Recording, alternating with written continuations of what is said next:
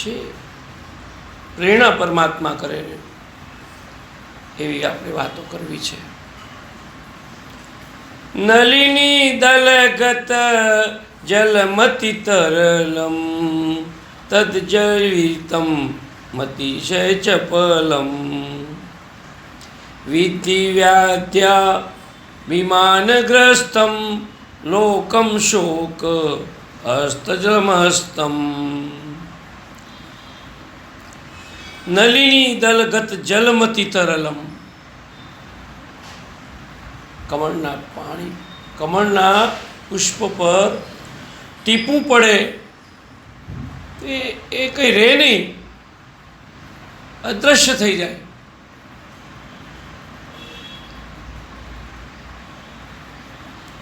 એવી રીતે સંસાર આપણી પાસે છે, પણ આપણે જલ કમલવત રહેવાનું. ફૂલ પર પડેલું જો પાણી છે, ટીપું જે છે, જો કાયમ રહે એ ફૂલ પણ ના રહે. પણ જળ અને કમળનો જે સંબંધ છે, કેવું સરળ છે, બહુ કેવું સરળ છે આ વાત. પણ રહેવું જ પડે. બધાની વચ્ચે રહીને જો માણસ સારો રહેતો હોય તો એના જેવો કોઈ મહાન માણસ નથી. જનક રાજા દેહી છતાં વિદેહી કહેવાયા. એમનો એક હાથ અષ્ટાવક્ર ગીતા પર રહેતો હતો અને એક હાથ સુનયનાના વક્ષસ્થળ ઉપર રહેતો. તેમ છતાં એ મહાન યોગી કહેવાયા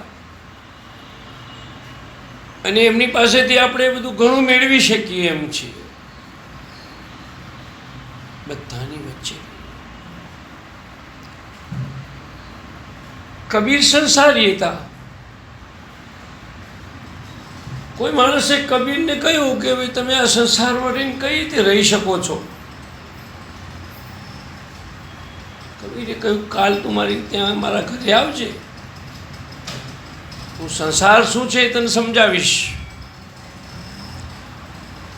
પેલા માણસને બપોરે 12 વાગે બોલાયો કબીરે.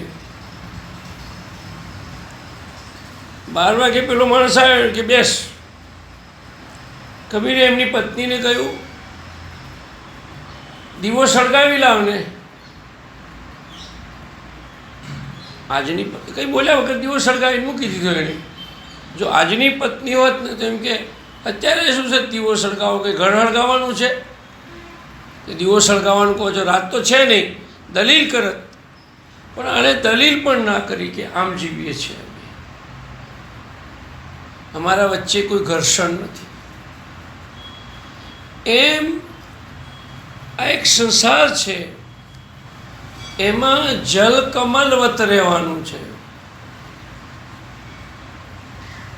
તો પછી શા માટે લોકોને છોડવાનું કહેવામાં આવે છે?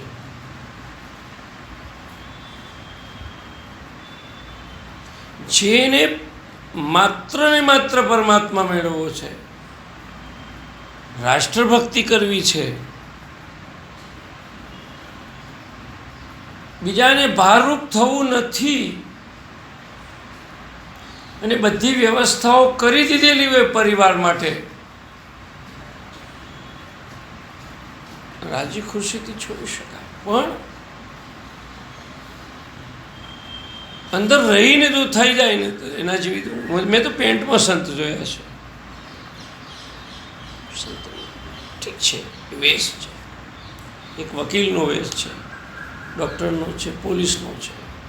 વેશ કંઈક જાગૃતિ આપણને આપે છે કે ભાઈ આ ભગવા કપડાં શું છે? એક અગ્નિ જેવો કલર છે. આ જીવન અગ્નિ છે, એને ઉમી દીધું છે. પણ સંસારમાં સરસો રહે મન મારી પાસે. ભગવાન કહે છે કે સંસારમાં રહી અને તું મારી પાસે રહે.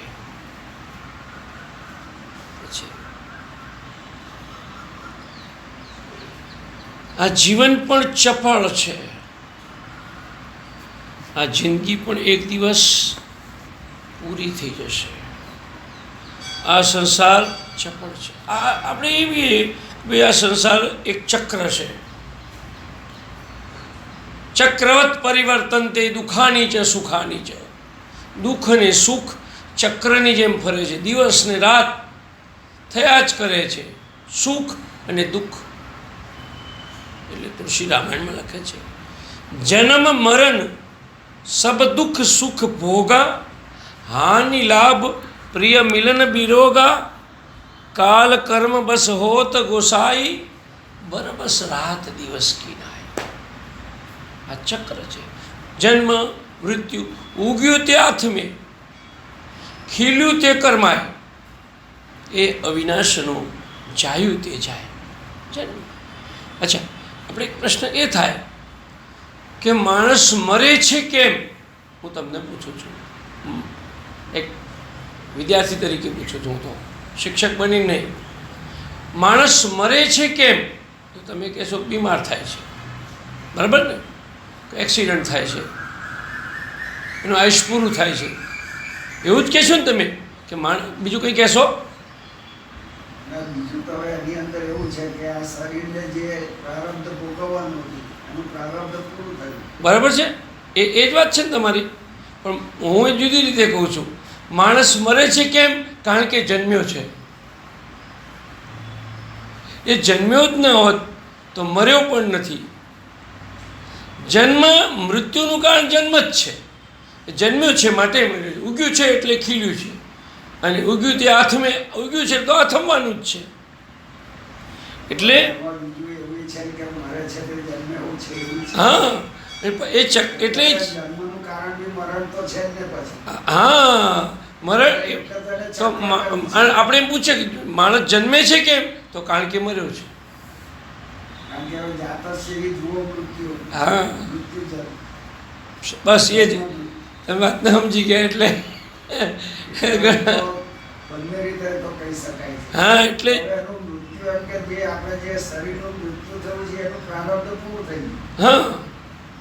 એટલે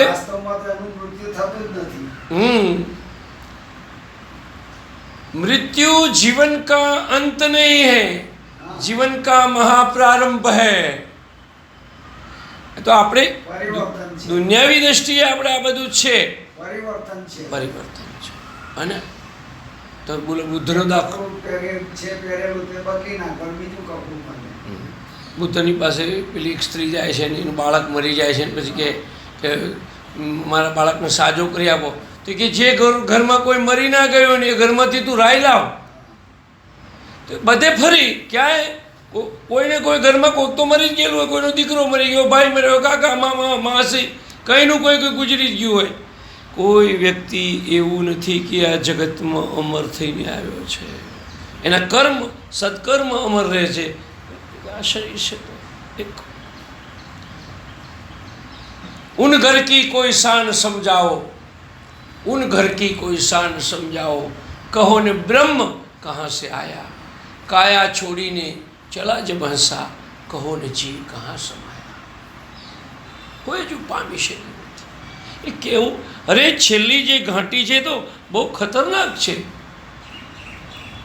જન્મમાં પીડા છે પણ આપણને ખબર નથી. અત્યારે મરી જઈશું ને પીડા થશે એ કોઈ કહેવા આપણે આવવાના નથી. વચ્ચે મૃત્યુ વચ્ચેની જે પીરિયડ છે એમાં સુખ દુઃખ છે ને એમાં પણ બધા ઘણા આવરણો જીવીએ છે.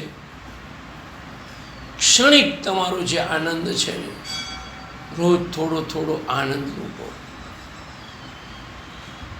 તો કે છે જિંદગી એક પૈડું ફરે છે, વ્હીલ ફરે છે, ધરી સ્થિર છે. ધરી સામે નજર કરવાની છે. સ્થિર જે ધરી છે ને એની સામે ચક્ર તો કરવાનું છે. પૈડામાં સંસાર છે, ધરી સ્થિર છે. પૈડું એટલે સંસાર, સંસાર ચક્ર.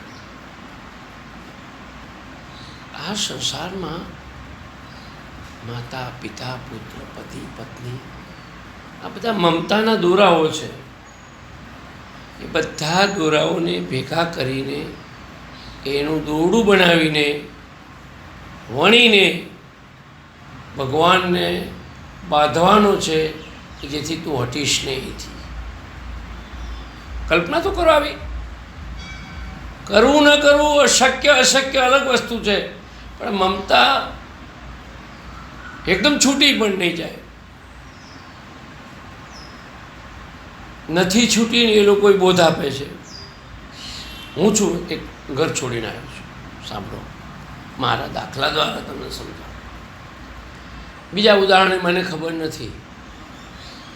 માતા પિતા છે નહીં, બરાબર, કોઈ જવાબદારી રહી નહીં.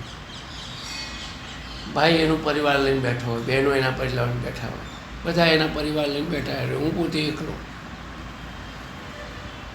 હું કદાચ મારા ઘરને યાદ કરી લઉં કે હું આ ઘરમાં જન્મ્યો હતો ને, પછી શું? આ તો એક પીરિયડ પૂરો થઈ ગયો મારો.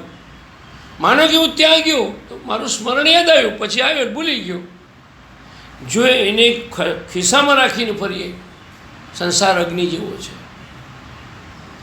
અગ્નિને અંગારો હોય તો એનાથી રસોઈ બનાવાય, કંઈ કાગડો મૂકીને હળગાવીને, પણ અંગારાને ખિસ્સામાં નાખીને ફરાય નહીં. અંગારો ખરાબ નથી, તમે રસોઈ બનાવવાની જગ્યાએ એને ખિસ્સામાં રાખી દીધો. તમે એનું બધા જ, મારે ખાસ એ વાત કરવી છે. ભરતુહરીએ 52 માળવો છોડી દીધેલો,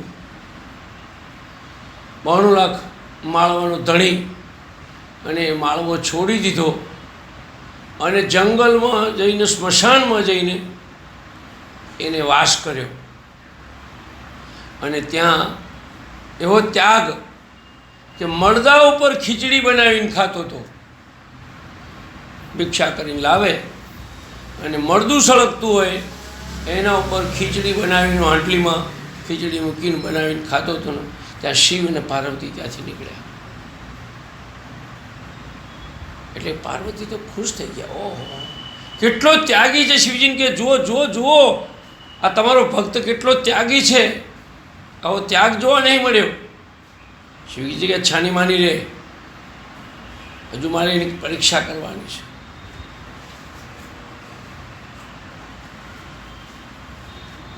શિવજીએ કહ્યું કે ભર્તુહરી, થોડી ખીચડી અમને બેને હાલને, અમે ભૂખ્યા છીએ. એટલે ભર્તુહરી કહે છે, ત્રિવેદીભાઈ, ભર્તુહરી કહે છે કે 92 લાખનો માળવો ધણી હતો ને એ બધું છોડીને આવ્યો, અને ખીચડી નહીં છૂટે મારાથી. આખો મારો રાજપાટ છોડીને હું આવ્યો અને ખીચડી મારાથી નહીં છૂટે. શિવજી પાર્વતીને કહે છે, જો હું નહોતો કહેતો, હજુ છોડ્યાનો એ અહંકાર છે. માણસને છોડ્યા કરતાં છોડ્યાનો અહંકાર તમને ને મને બધાને છે. પકડ્યાનો એ અહંકાર છે. આ બધા જ. એટલે વર્ષો પહેલાં એક તોરાલ, સતી તોરલે જેસલને જ્ઞાન આપ્યું. જેસલ કરી લે વિચાર, માથે જમકે રૂમાલ, સપના જેવો રે સંસાર, તોડી રાણી કરે રે પુકાર. આવો ને જેસલ રાય, આપણ પ્રેમ થકી મળીએ જી. આ જ વાતમાં વેદાંત, આ જ વાતમાં ઉપનિષદ, આ જ વાતમાં રામાયણ, આ જ વાતમાં ગીતા છે. જીવનની પરિપાટીને, જીવનને સમજી શક્યા, પોતે સમજીએ તો બીજાને સમજાવી શકીએ છીએ. થોડા પોતાના ઉપર લઈ જવું પડે છે, કેટલીક બાબતો પોતાના ઉપર લઈ. મારે એક ઓળખીતા સારા એવા મનોવૈજ્ઞાનિક છે, મારો લગભગ 18 થી 19 વર્ષથી હું એમને મહિને 2 મહિને ફોન કરું, અને મેં કેટલુંક વાંચેલું, લખેલું, એમાં એ મને એમ કહે છે કે તમારી જેમ પેન્ટ શર્ટવાળા છે, તો કે હું એક કક્ષાએ સ્થિત પ્રકૃતિની કક્ષાએ આવીને ઊભો રહ્યો છું. અને વાતે સાચી છે. ઘણી જગ્યાએ એનામાં સાધુતા જોઈ છે. એક કક્ષા એવી આવી જાય કે માણસ સ્થિર થઈને પોતાની જાતનું બહુ અવલોકન કરે ને તો એને ખબર પડી જાય કે આ પ્રમાણે છે. કક્ષા સંસાર મનમાં વસી ગયેલો છે. સંસારમાં માણસ જ્યારે રહેવા માંડે ને વધારે પડતો સંસાર તો આપણામાં છે જ, પણ એમાં માણસ વધારે પડતો ડૂબી જાય ને, તમારા ઘરના પ્રશ્નો હલ ના થયા હોય ત્યાં સુધી બીજાના ઘરના પ્રશ્નો ઉકેલવા જાઓ તો તમે મગજમાં બોજો લઈને જ આવશો. તમારા ઘરમાં કઢી બની છે, ખાઈને આનંદથી સૂઈ જાઓ, બીજાના ઘરમાં શું મેકા આવે છે ને શું કરી રહ્યા છે એ કરવા જશો, અશાંત થઈ જશો. બિનજરૂરી આપણે સંસાર કરીએ છીએ. આપણા ઘરના સંસારમાં આપણને વાંધો નથી આવતો, પણ આપણે બિનજરૂરી કચરો જે ભેગો કરીએ છીએ ને એ આપણને નડે છે. શા માટે? આપણે જાણીએ છીએ કે આનાથી કંઈ ફાયદો નથી. થોડીક વ્યવહારિક વાતો કરવી જરૂરી છે, પણ એ બધાનું લઈને હું તમારી બધાની ચિંતા લઈને હું